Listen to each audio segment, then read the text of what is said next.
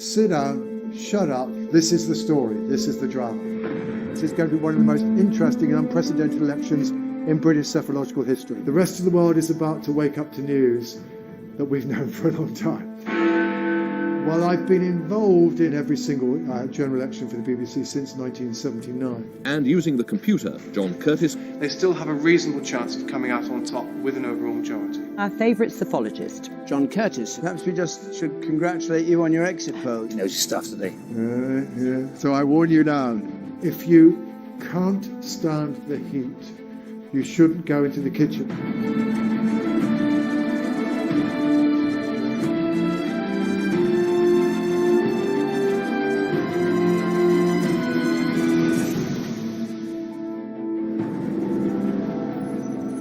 I'm John Curtice, Professor of Politics at the University of Strathclyde and Senior Research Fellow at the National Centre for Social Research and the UK in a Changing Europe think tank.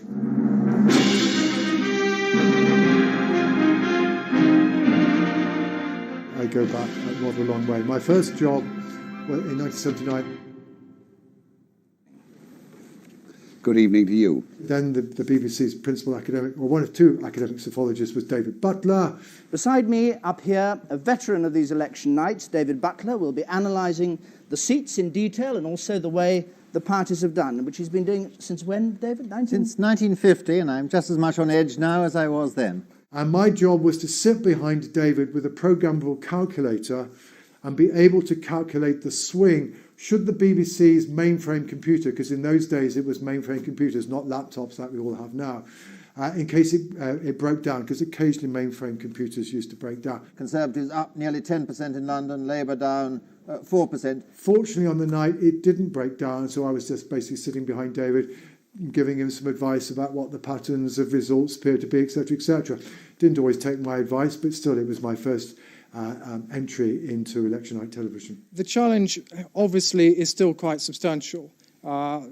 Today, perhaps the Conservative Party doesn't look that strong. If its vote falling by 16%. I mean, this has been a slow but substantial change in the electorate. I think Labour must be extremely disappointed with tonight's results. As you've just said, so far they're actually showing net losses in terms of seats. That still suggests that they're on course for a comfortable victory. The truth is that preparing for election night begins almost the day after the last election, because you're trying to work out what happened and why, and that's important to understanding what's going to happen in the next election. Thereafter, it's a continuous process, following the polls, particularly, of course, as the election campaign gets on.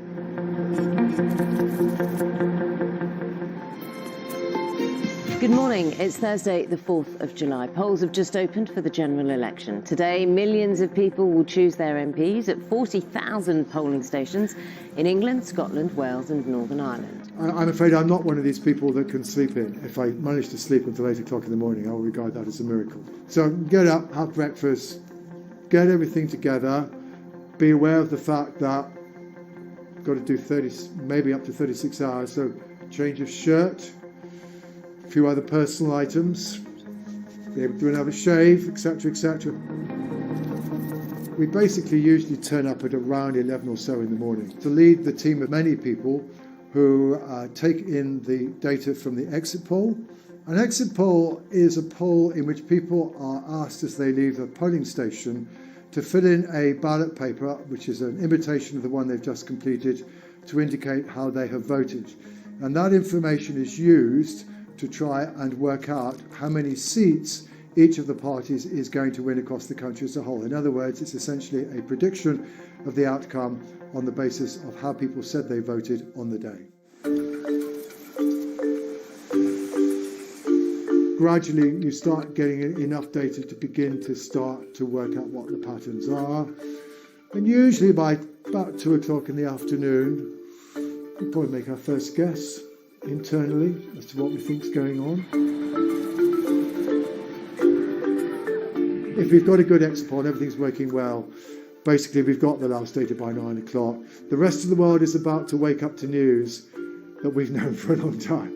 And those get conveyed to the BBC shortly before 10 o'clock so that it can be broadcast on air at 10 o'clock. There it is, 10 o'clock, and we say Tony Blair is to be Prime Minister and a landslide is likely. 10 o'clock. And this is what we're saying. It's going to be a hung parliament. And we are saying the Conservatives are the largest party. Well, the law says that you cannot publish any information about how people have voted until 10 o'clock on polling day.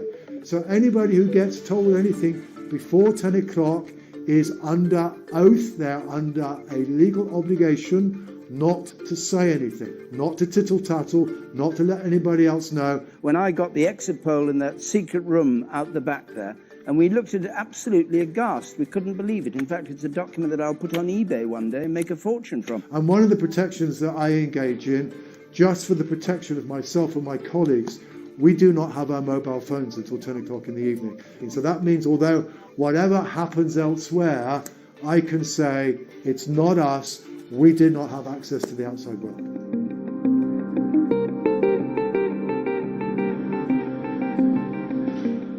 This is very, very simple, right? It's the calmest bit of the day.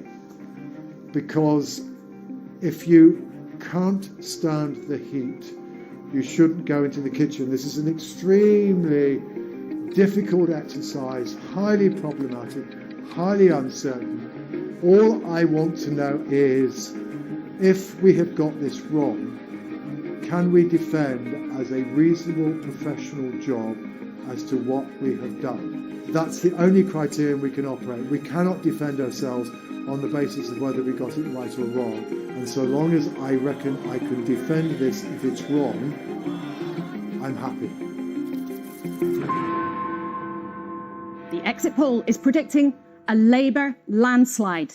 Sir Keir Starmer will become Prime Minister with a majority of around 170 seats. And then we turn up in the studio and off we go.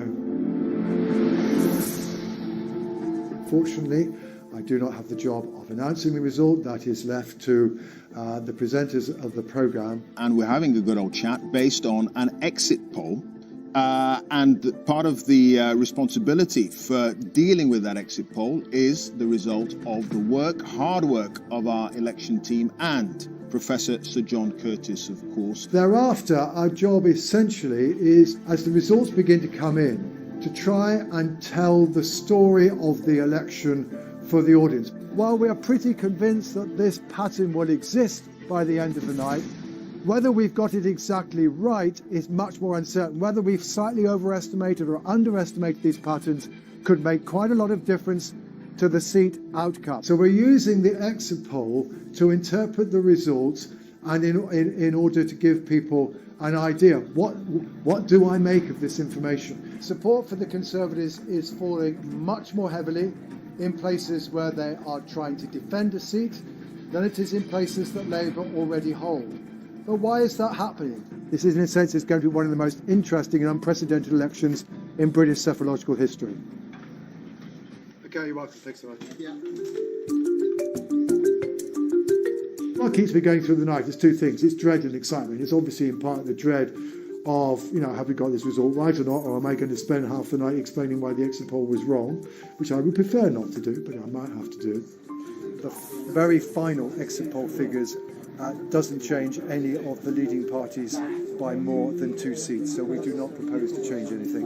Well, it's not so much the excitement, it's the challenge of explaining to people what the result of identifying what the narrative is, what are the implications. It's essentially about are we understanding what's going on correctly. This is just the kind of result that could presage a serious Conservative decline. Swing to Labour slightly bigger than expected. So Labour up 2, which is what we'd expect. The Tories are down 18. Yes, and Reform are up 18, which is what we expected. So the swing is irrelevant now. Houghton and Sunderland. I don't do much snacking. I have to keep my weight down. I basically spend my time doing my job. Occasional trip to the loo, inevitably.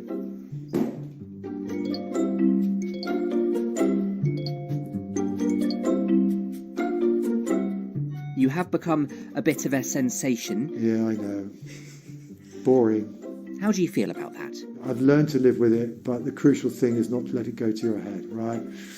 I just wander up and down the street and say hello to people. And people are very nice, and they say, we enjoy what you do, and we are the one person whom we believe and trust, which is all very, very nice, but you shouldn't let it go to your head. We're all curious to know, after a marathon few days like this, how does Sir John Curtice put his feet up? Well, I'm hoping that it's not too wet tomorrow, and I'm going to use the bank holiday to visit my allotment and check that the slugs have not eaten all those seeds I put in just before the local elections. Oh, we will keep our fingers crossed that those slugs have been respectful of your allotment. Thank you, Sir John Curtice. And as we get deeper into the night, ultimately, we are the people who prepare the first prediction that goes on air on the basis of the results, as opposed to the exit poll, as to what we think the result's going to be. Winning an election, or at least winning an overall majority in the House of Commons, is achieved if a party wins 326 of the 650 seats in the House of Commons. That is just over 50%. If a party can manage to do that, then they can be guaranteed to be the next government, and they will effectively be the winners of the election. Declaring the winner will be done when it's clear who is going to get 326 seats or more. And Labour on 326. Labour have a majority. It's not a sense of relief. It's whether or not it's how difficult is the job that you're engaged in order to come up with a reasonable statement. To say the Labour Party have won the 2024 election and is expected to end the night with a majority of over 160. We can now say with certainty that Labour have won the 2024 general election.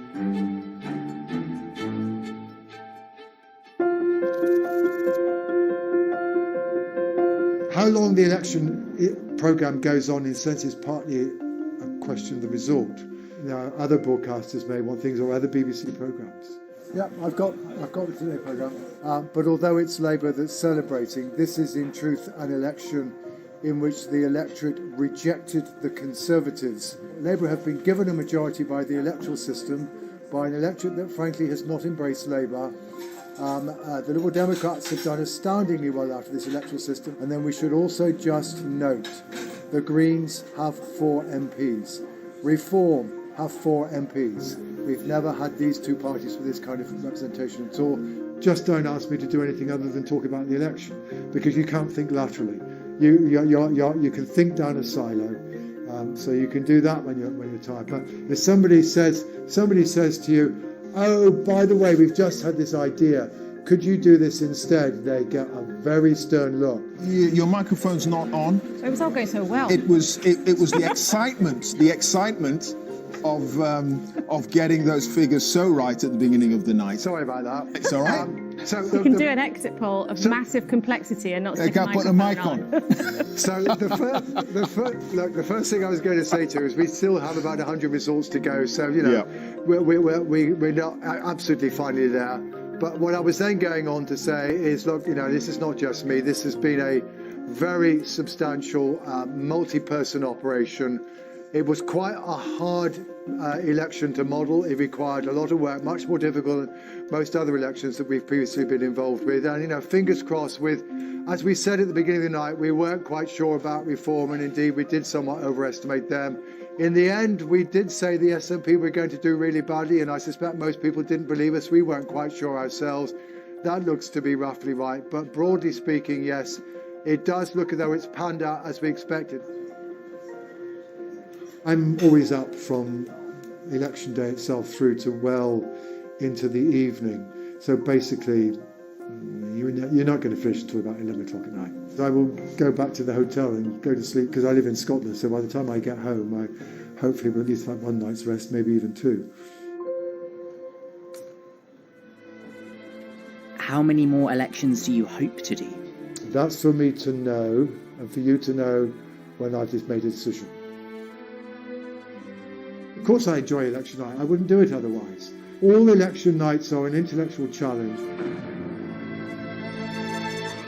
In a sense, it's a test of one's expertise and experience. We are a little bit like licensed jesters. Now, of course, Justice sometimes tell home truths, but justice can be ignored.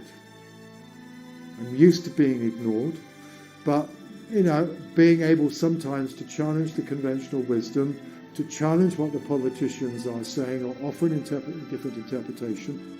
People seem to value the fact that one is giving an honest, hopefully impartial attempt to explain to people what's going on in a way, whereas often the job of politicians is to obfuscate. They're trying to give people one side of the argument.